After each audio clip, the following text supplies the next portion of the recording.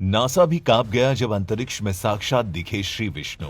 दोस्तों, लगभग 1 साल पहले नासा ने ब्रह्मांड की एक ऐसी तस्वीर निकाली जिसे देखकर नासा के साथ साथ इस दुनिया का हर मनुष्य चौंक गया। अब सवाल ये उठता है कि आखिर उस तस्वीर की सच्चाई क्या थी और किस तरह से वो वेद पुराणों से जुड़ा हुआ है।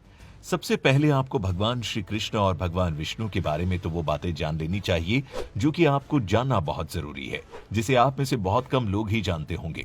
साथ ही उन बातों का जुड़ाव नासा को मिली उस चौंकाने वाली तस्वीर से भी है। भगवान श्री कृष्ण ने गीता में एक वाक्य कहा कि इस दुनिया के हर जीव में मैं हूँ, कण कण में मेरा ही वास है। जीवों की आत्मा मैं हूँ।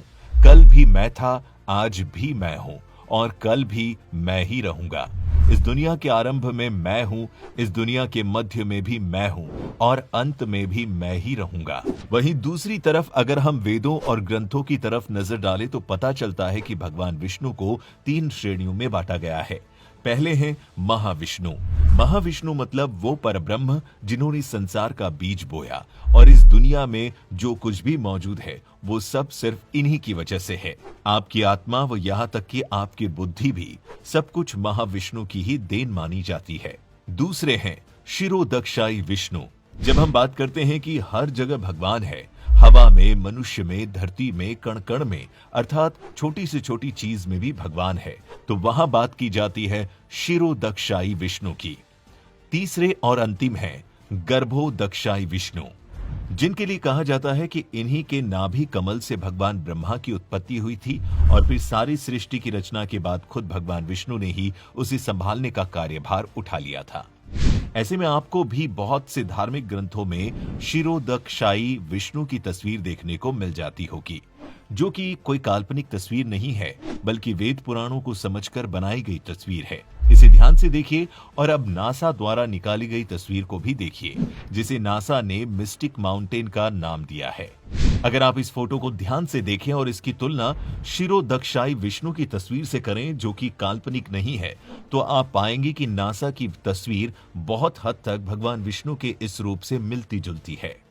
इतना ही नहीं, इसके बाद फिर से 2 महीने बाद नासा के टेलीस्कोप द्वारा एक दूसरी तस्वीर खींची गई जिसे हैंड ऑफ गॉड का नाम दिया गया। इसे भी ध्यान से देखने पर आपको लगेगा कि किसी भगवान का हाथ आपके सामने है।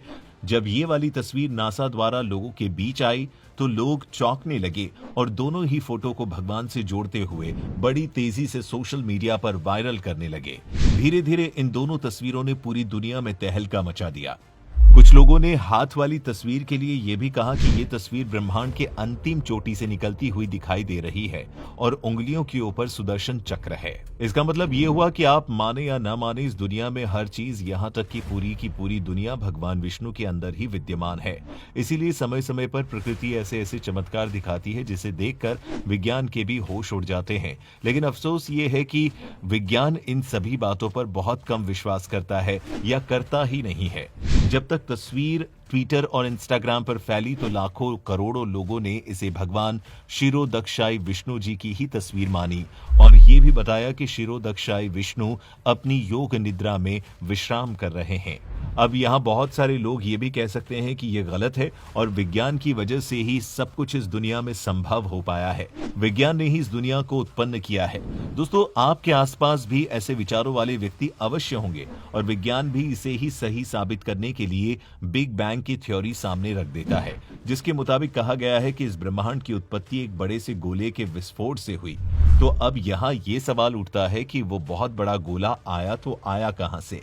साथ ही हर जीव की मृत्यु क्यों होती है और क्यों नहीं विज्ञान मरे हुए लोगों को जिंदा कर पाया? ऐसे बहुत से सवाल हैं जिनसे विज्ञान भी पल्ला झाड़ता है और इसीलिए कहा जाता है कि जहां पर विज्ञान की सोच खत्म होती है वहीं से वेद पुराणों में लिखी गई बातें शुरू होती है। फिर ऐसी बहुत सी चीजें हैं जिन्हें विज्ञान अब समझ पाया है, लेकिन वेद पुराणों में वे सभी कब की समाप्त हो चुकी हैं। पौराणिक काल की बात करें तो उस समय दुनिया इतनी उन्नत थी कि अपनी ही शक्तियों की मदद से ईश्वर को देखा भी जा सकता था और समझा भी जा सकता था, जिसे विज्ञान के लिए सोचना भी संभव नहीं और यहाँ तक कि पहुंचने की तो बात ही दूर है। विज्ञान से जुड़े कई ऐसे लोग हैं जो ऐसी सकारात्मक शक्तियों पर विश्वास तो करते हैं लेकिन पूरी दुनिया के सामने जाहिर नहीं करते हैं। दोस्तों, इस बारे में आपके क्या विचार हैं? हमें कमेंट करके जरूर बताएं।